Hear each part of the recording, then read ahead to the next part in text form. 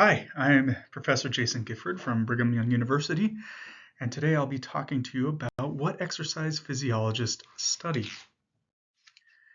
An exercise physiologist generally addresses the following questions. We wonder how an exercise is performed. We think about what systems are involved in order to lift a weight. What do we need to work? Do we need the brain, the nerves, the muscles? We need sensory nerves. We need to be able to supply it. We think through all of these things. We think about what limits endurance performance or what causes you to fatigue, what causes you to have more precise movements or less precise movements. And in general, we're trying to turn weaknesses into strengths. By figuring out how an exercise is performed, we can then start to look at ways to perhaps improve performance or tolerance to that exercise. And we also look at ways to use exercise to improve health and function. Exercise is a wonderful medicine, and a lot of us at BYU study ways to utilize it to improve the health of young people, older people, people with diseases. We apply exercise physiology to many, many populations. Now, if you're like me, a lot of you probably got interested in exercise physiology first because you were interested in sports. And I think so that's where we'll start first, talking about exercise physiology in sports. Yes, we can apply what we learn as exercise physiologists to improve performance. Exercise capacity is a major determinant of athletic success. The stronger team on the offensive line or defensive line will probably win the battle there. The faster person in a race, they probably have the physiology that supports that. And so we want to understand what causes people to be stronger, faster, have better coordination, more tolerance to exercise, or more precision in movement. By studying these things, we can perhaps help improve their performance and have them get more success on the field, get gold medals or world records or whatever it might be. But all of these things that we study also apply to daily life. I don't want you to think that exercise physiology is only about sports. It applies to sports, and we all really enjoy sports usually, but it also applies to many other scenarios. And one of the first things I want to talk to you about is the relationship between exercise and mortality. It should be no surprise to any of you that exercise is strongly related to your risk of death. In this study, this is one of many, many studies that have investigated this. This one's actually a meta-analysis which summarizes the results of multiple studies. They look at the risk of death, that's mortality risk, and see how it relates to physical activity. And now these are written in med hours per week, but all you have to understand, the 0 means no physical activity. Right around here is hitting the recommendations, and this is really high levels of physical activity. So people who are physically active have a decreased risk of mortality over the next 10 years or so, right? So the people that are completely sedentary, their risk of death is about 1. And then the people that get up and move around just a little bit, we're talking getting less than half of what's recommended, right? We generally recommend at least 150 minutes a week or 30 minutes a day of aerobic activity, moderate intensity aerobic activity. People that get less than half of that see about a 20% reduction in their risk of death. And then people who going beyond that, you see even better performance. So exercise physiologists look at those things and we're like, okay, what's causing that relationship? What is causing inactivity to increase your risk of death and activity to decrease your risk of death? We study all the systems. We study how exercise elicits adaptations in your cells, how it causes or decreases risk of things like cardiovascular disease or cancer. One thing that people often think about with exercise is weight gain and weight loss. Exercise is a way to help you lose weight if that's your goal. But it's not just about weight loss. You'll have a lot of people, as you're consulting with people to get them to exercise, they'll be like, I've tried exercising, I didn't lose a pound, so I quit. I hope that you can tell them that exercise is so much more than weight loss. It benefits your body in so many ways, with weight loss being one of the least impactful for health compared to some of these other things. So this is a classic study done several years ago in which they looked at a bunch of people, measured their body mass index, BMI. Gives you a rough idea of how overweight or underweight a person is. And then they also measured their exercise capacity. They put them on a treadmill and had them walk on the treadmill as long as they could, while every couple of minutes they increased the grade of the treadmill, made it steeper and faster. So people who could stay on the treadmill longer were fitter. Okay. Now let's look at in these black bars, the risk of death is higher in an obese person than a lean person if they're all physically unfit. Okay. Kind of goes along with what you would expect in your head. But now if we look at people who are aerobically fit, you can barely see them. People who are obese, have a high BMI, but have a high exercise capacity, have a really low risk of death. And people who are lean and highly fit have an even lower risk of death. It's almost not there. But what I want you to see is that these people that are overweight but are fit, just colloquially, we sometimes refer to them as fat but fit. These people have a really low risk of death compared to these other people, these ones over here, who are thin but unfit. This might be your friend who has never gotten off of the couch, but for whatever reason, they're very skinny. Just because they're skinny doesn't mean they're healthy, right? Exercise physiologists are spending lots of time figuring out how do things like exercise and body composition, body fat, how are these all influencing your health and your fitness? Now, thinking about exercise performance again, let me introduce you to a former world record holder of the marathon. This is Paula Radcliffe. She first set world records in the marathon in 2002, and then again in 2003. She crushed her record, and she ended up being way ahead of the curve. This is the plot of the average, or not the average, this is the world record time, or the fastest time each year, I should say. The fastest time each year for the women's marathon. And you can see that over time, women were getting faster and faster. The performance was getting better and better. But you have Paula Radcliffe down here, who just outperformed all the women for several years. In fact, it took until just a year or so ago for people to catch up. It's off of this graph, but now a woman has finally beaten her world record. But at any rate, we have a lot of data on her physiology, what's going on with her heart, her lungs, her muscle, and we can get an idea of what made her so fast, and also how can we make other people faster. So an exercise physiologist would stop and think, okay, what's required for Paula Radcliffe to run such a fast marathon? Which systems are involved? And then which one is the bottleneck? Which systems are slowing her down? And then an exercise physiologist would ask themselves, now that we know what's the bottleneck or what's slowing her down, how do we fix that? Now, we might use things like a metabolic cart. This is a really common tool in exercise physiology. We put a person put them on a bike or a treadmill or whatever exercise you might want. It could be a rowing machine, it could be weightlifting, it could be even swimming. We have ways to do this. But what this mask is doing, this woman is exercising and breathing into this mask. And then we have a little thing right there, you can barely see it, that's sampling how much oxygen is coming out of her breath. And with this, we can measure how much she's breathing and how much oxygen she's using. And oxygen is used to resynthesize ATP, or our main energy storage. So the more oxygen you can use, the more ATP you can recycle, and the more exercise you can do. This gives us something called VO2 max, where we put a person on a treadmill or a bike and we have them exercise at increasingly higher intensities. It gets faster and faster until they can't hold on.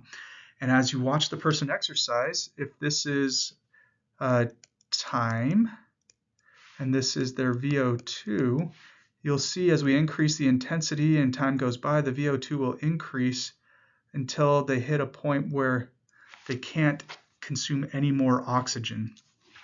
This point right here we would call VO2 max. And it is one of the best predictors we have of endurance performance.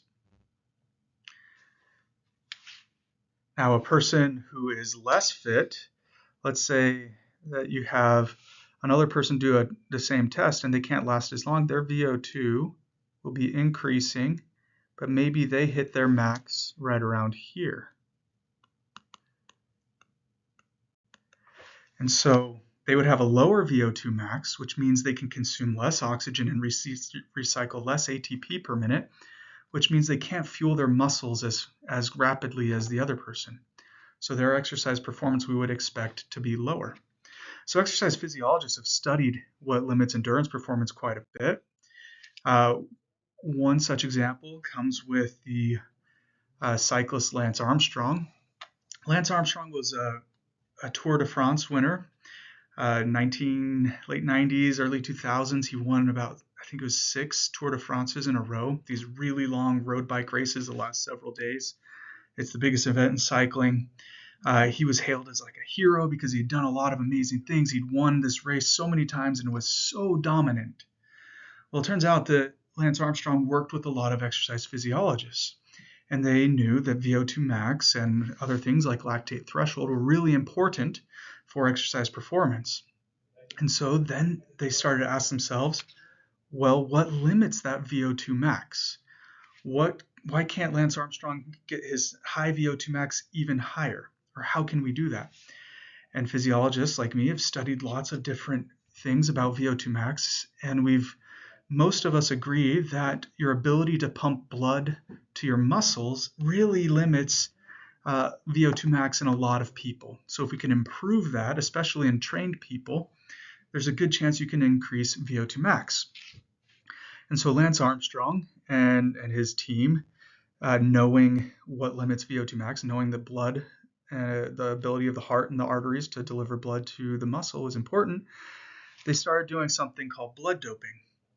They figured out that the blood was a limitation, and so about 6 weeks before an event, they would draw blood out of Lance, or other people have done this. He's not the only one that's guilty of this.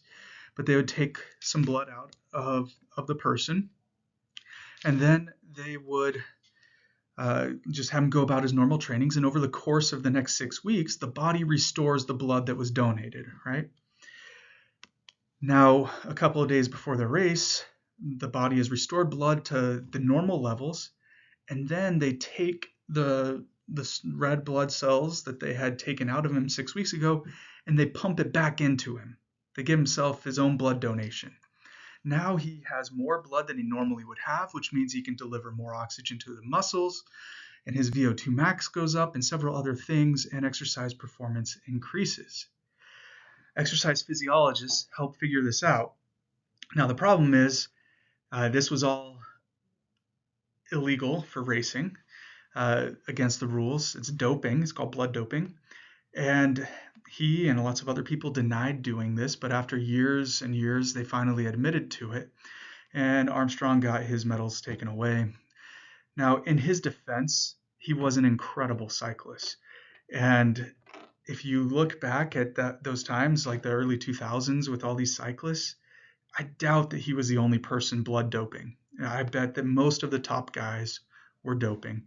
And so he was probably really good amongst all these people that were also doping. Now, exercise physiologists figured out how to improve performance, but these same concepts that we learn as exercise physiologists about blood doping and VO2, these things apply to the emergency room, right? If you donate blood to the Red Cross, you're not donating it so a cyclist can go faster. You're donating it so that a person who's had a surgery or an injury and has lost a lot of blood, you're donating so they can survive. And the whole reason that the blood helps them survive is going to be related to oxygen delivery so that it can supply oxygen and fuel to the muscles and to the brain and other organs. So these concepts that exercise physiologists learn about VO2 max, they certainly apply to the emergency room, the operating room, and the clinic. Now, another time where exercise physiologists have been really important when exercising in an extreme environment like Mount Everest. Mount Everest is like 29,000 feet tall or in elevation at the top. And you and I already know that going up there to high elevation decreases the amount of oxygen you have available. The pressure of oxygen is quite a bit lower at high elevation, and that makes it hard to exercise. Well, go back 150 years and we didn't really know what was causing that. We knew that when you went to higher elevations that it got hard to exercise, but we didn't know why. So early exercise physiologists started figuring out what's causing this decrease in performance. And they started to realize, okay, well, oxygen is probably important, but they didn't know what to do about it at first. And so they tried to see if they could get people to summit Everest starting in the 1920s without any kind of aid. And so they'd climb up several days and then get up to like 20,000 feet or so and start to get delirious, extremely weak, and nobody could summit. They couldn't get close. And so now they start to be more serious about, well, what's this oxygen doing and how can we deliver it? So exercise physiologists working with engineers and several other people started to study ways to deliver oxygen to the body. And at first, they had masks that they would just sip from every once in a while, like heavy oxygen tanks. And imagine that you're climbing up Everest. The last thing you want is a heavy oxygen tank, right? You don't want to carry an extra 20 or 30 pounds. So they had to have the engineers figure out ways to make it lighter, and then they had to figure out how to deliver it. At first, they just took sips of the oxygen. So they had this tank, and it had a little mouth on it. And so they would take a couple steps and then go over, take a puff, and then keep walking. And it didn't really do much. And so the physiologist was like, it should have done something. Why not? Well, it turns out that just taking one puff isn't enough to restore the oxygen. You need to have continuous breathing of the higher levels of oxygen. So then they developed tubes that they could breathe through continuously. And all of a sudden, exercise performance at these high altitudes improves. And we have Edmund Hillary and Tenzing Norgay, these two guys, summit Everest, first that we know of, with the aid of oxygen. Now, this exercise physiology that we learn about to help people summit Everest and the role of oxygen and delivering oxygen, it's not just important for adventures like this, but also for other parts of life. There are lots of different people that are born with conditions that affect their ability to get oxygen into their system. One really tragic one is cystic fibrosis, where children are born with this disease, and they tend to get a lot of mucus building up in their lungs, and it's can be fatal. The life expectancy for these children is quite a bit lower than the general population, and their exercise capacity is quite a bit lower, and so exercise physiologists have studied, well, what's limiting their ability to get around and move. And it's becoming pretty clear that one of the things that's going on is that with cystic fibrosis, they get a lot of mucus buildup in the lungs, and that makes it hard for oxygen to diffuse from the lungs into the blood. And if we can find ways to get increased oxygen delivery through the lungs into the blood, we can improve exercise tolerance. I have a good friend who was born with cystic fibrosis, and he spent a lot of time in the hospital. A lot of near-death experiences because his lungs were so clogged and inflamed that he couldn't get oxygen into his system. And so without delivering oxygen, the cells like in the brain and the muscles, the heart can't consume oxygen. The VO2 goes down, can't make ATP, and you're just spiraling towards death. So my really good friend, eventually, he was on his deathbed, and it was either he was going to die or he was going to get a lung transplant. And lucky for him, he got a lung transplant. And now he had clean lungs and his exercise capacity went up and things started to work a lot better. But exercise physiologists, we look at what's causing weakness in a system and try to improve it. We're very active in research and in treatment for people with lung diseases like cystic fibrosis, emphysema, COPD. Very active in research and treatments for people with heart and cardiovascular diseases like heart failure or peripheral arterial disease. Exercise physiology is really big in these areas, and learning this will help you uh, commiserate with people that have these conditions and also help you if you're a doctor treating them. Now, one other area where exercise physiologists are very active is looking at why we get weak and slow in different conditions, whether it's diseases like cystic fibrosis or just aging. Uh, it should be no surprise to you that we get weaker and slower as we age. But why? What's happening? This is something that I study quite a bit. What's changing in the body to make us weaker? What's happening with the heart, the arteries, the muscle, the mitochondria, the lungs? What's happening with the nervous system? All of these things seem to be changing with age. And so, as an exercise physiologist, I put older people, like 70-year-olds, 80-year-olds, sometimes even 100-year-olds, I study them looking at their arteries. We have them exercise and see how their responses are differing from others. And then we see how they respond to exercise training, if we can use exercise to improve their quality of life. This is a picture of me with my grandma. Here, she's about 85, 90 years old. I can't remember exactly.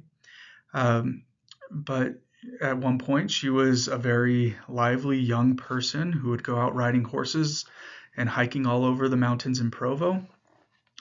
And then fast forward, now she's become quite a bit weaker. And at this point, it was hard for her just to get out of her chair. She's since passed away. But these changes that happen with aging have huge consequences with our ability to live. And exercise physiologists study all of that. I'm excited for you guys to join the exercise science department and learn how all of these systems work together to allow you to move, to function, and to enjoy life.